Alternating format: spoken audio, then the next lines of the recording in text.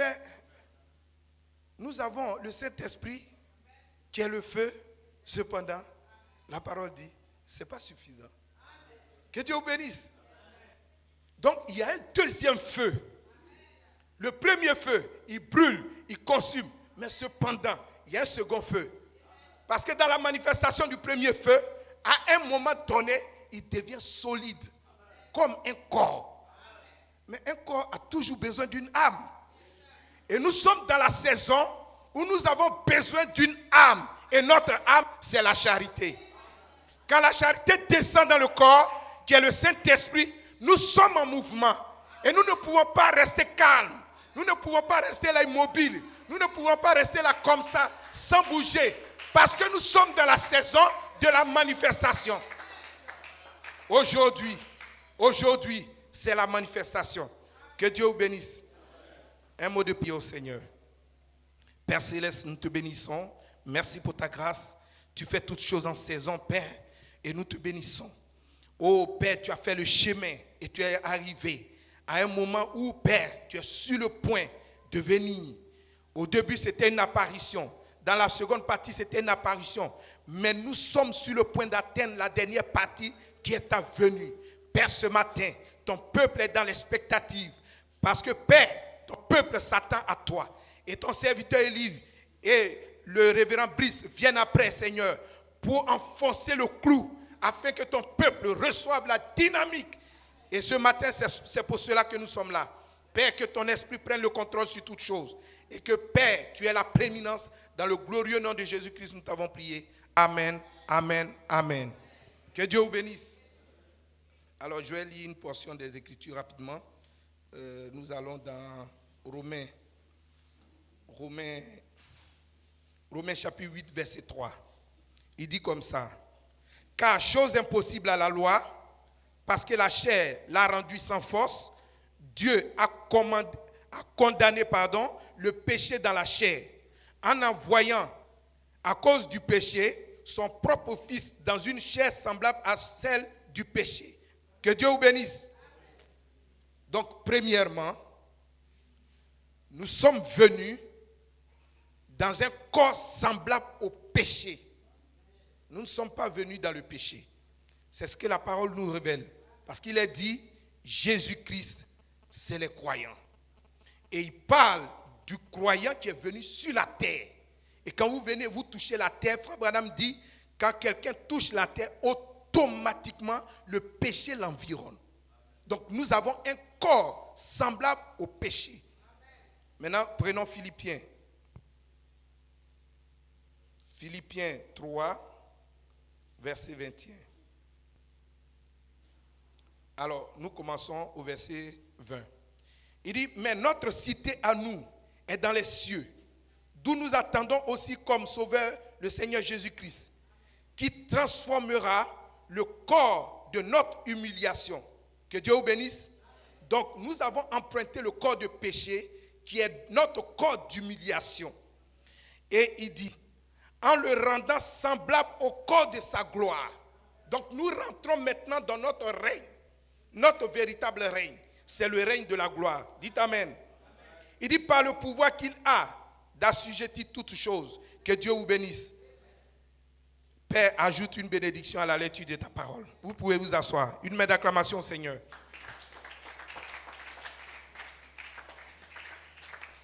Alors, j'ai juste un petit temps, c'est pour vous saluer. C'est pour vous saluer. Que Dieu vous bénisse. Comme je l'ai dit, le pasteur et révérend Brice vont venir après moi. Mais écoutez les frères, vous devez être toujours dans l'atmosphère qu'il faut.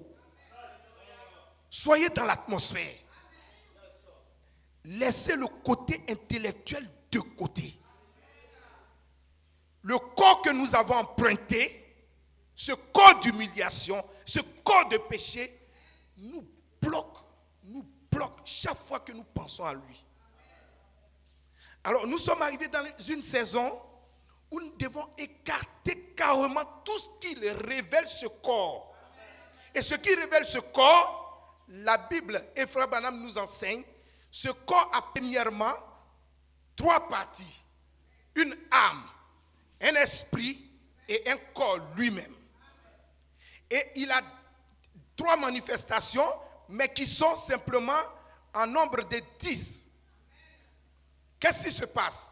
Le corps physique, qui est ce corps de péché, ce corps d'humiliation, a 5 sens. Qu'est-ce qu'ils font? Ces 5 sens prennent les choses du dehors. Votre âme ne connaît pas ce qui est dehors, mais elle le connaît par votre corps.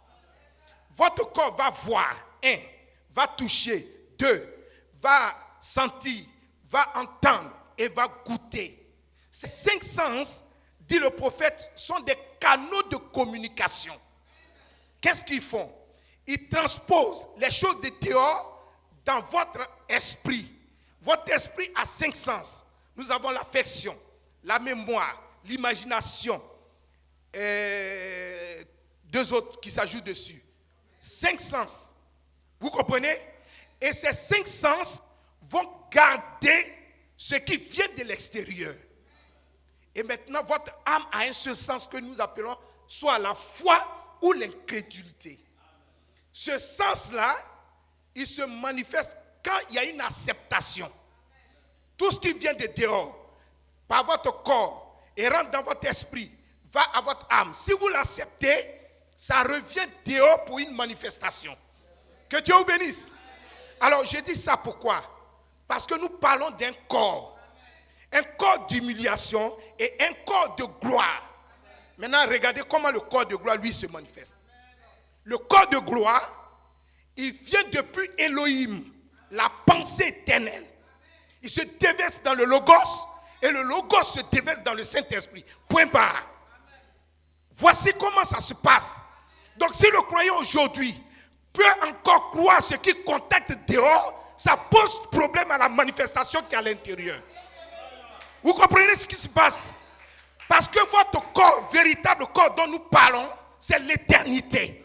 C'est la charité. Et la charité, le commandement vient d'en haut. Ça ne vient pas d'en bas. C'est là le problème du croyant. Donc nous disons ces choses.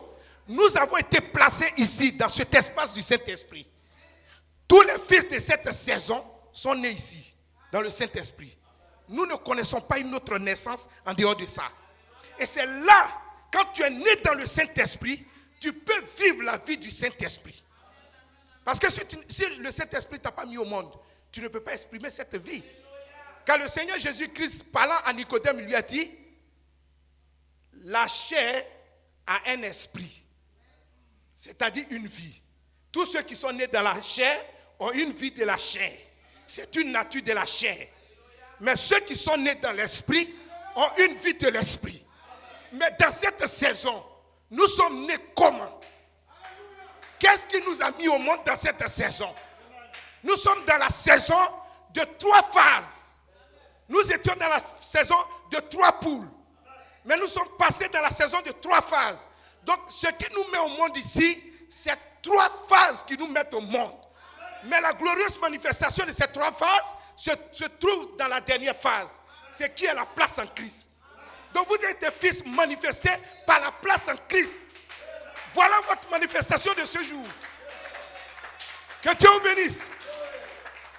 Je le dis ainsi, pour qu'on puisse se débarrasser obligatoirement de la chair qui nous combat en un point fini. Nous ne croyons plus aux 5 sens du corps. Dites Amen. Nous ne croyons plus aux 5 sens de l'esprit. Dites Amen. Vous savez ce que les 5 sens de l'esprit ont fait? Ils ont un canot là-bas qu'on appelle la mémoire. Il a stocké toutes les données depuis votre enfance jusqu'à ce jour. Et par moment, tu es là, un souvenir que tu ne veux même pas voir. Il sort de nulle part, il apparaît dans ton esprit. Et ça vous combat. Ça vous combat. Ça vous combat. Ça vous met dans la faiblesse. Ça vous introduit dans une chose. Vous ne comprenez pas. Voilà le problème. Maintenant, la parole a été parlée. La Bible dit, c'est Jésus qui parle. Ma parole est esprit et vie. Bon, si la parole est esprit et vie, maintenant nous on fait quoi? Mais laissons la parole qui est esprit et vie se manifester. Pourquoi nous bloquons ça? Pourquoi nous empêchons ça? par une manifestation des choses de notre corps d'humiliation. Vous comprenez ce qui se passe? On est dans un combat. Mais aussi longtemps que vous pouvez croire le côté humain, vous êtes toujours en train de mettre un frein à votre transformation. Frère Branham, Joseph Coleman, ils nous ont dit, la transformation, c'est la parole. Vous ne pourrez rien transformer en dehors de la parole. Il dit, c'est la parole qui a quitté sa position, elle est venue sur la terre. C'est cette même parole qui quitte la position de la terre pour aller au ciel. Donc si ce n'est pas ça, si ce n'est pas la parole, vous ne faites rien. Donc ne soyons pas dans l'imagination. Arrêtons l'imaginaire. Épousons la parole. Pour que la parole, une fois dans notre cœur, puisse nous préparer pour retourner à la maison. La maison de la parole, c'est dans la gloire. C'est dans la gloire. C'est là-bas que la parole est quittée, elle est venue sur la terre. Que Dieu vous bénisse. Nous parlons de cet tonnerre. Nous parlons de la parole. Nous parlons de Jésus-Christ manifesté. Nous parlons de toutes ces choses. Mais ce n'est rien d'autre que le Dieu de gloire. Mais ce Dieu de gloire, il veut vivre une vie. Et lui, il ne nous a pas empêchés de vivre la vie naturelle.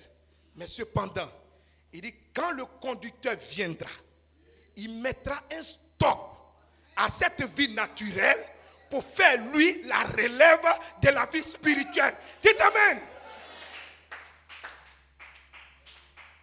On a du mal à stopper la vie naturelle.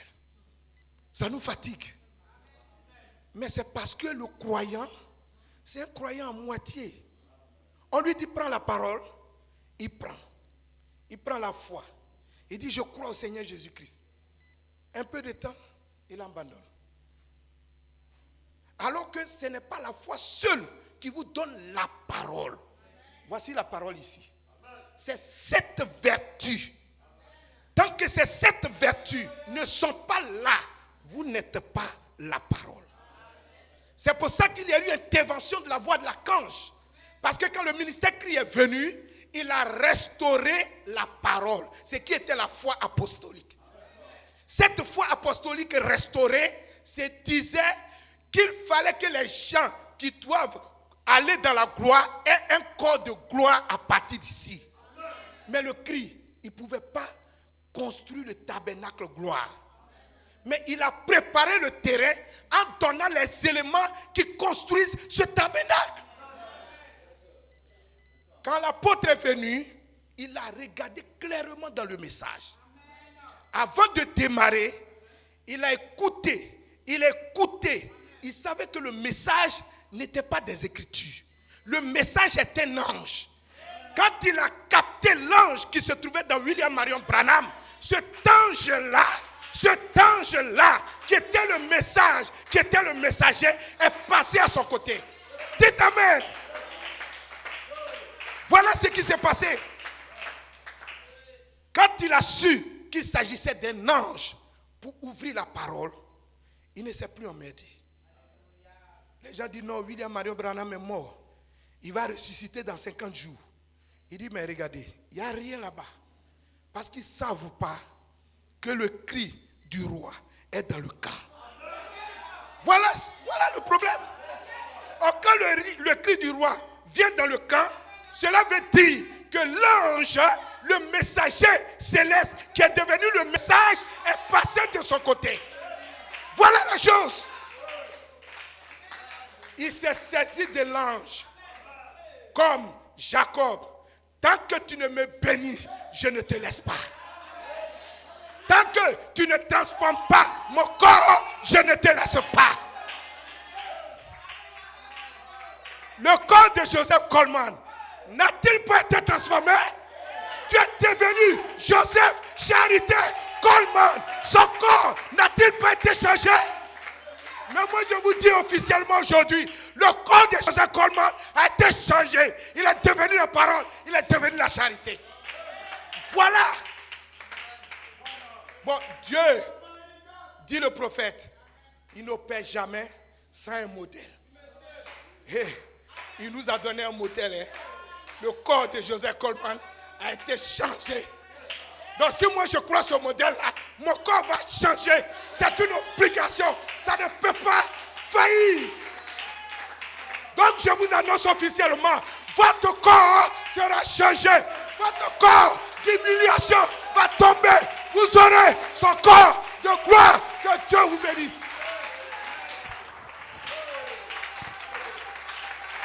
Vous aurez son corps de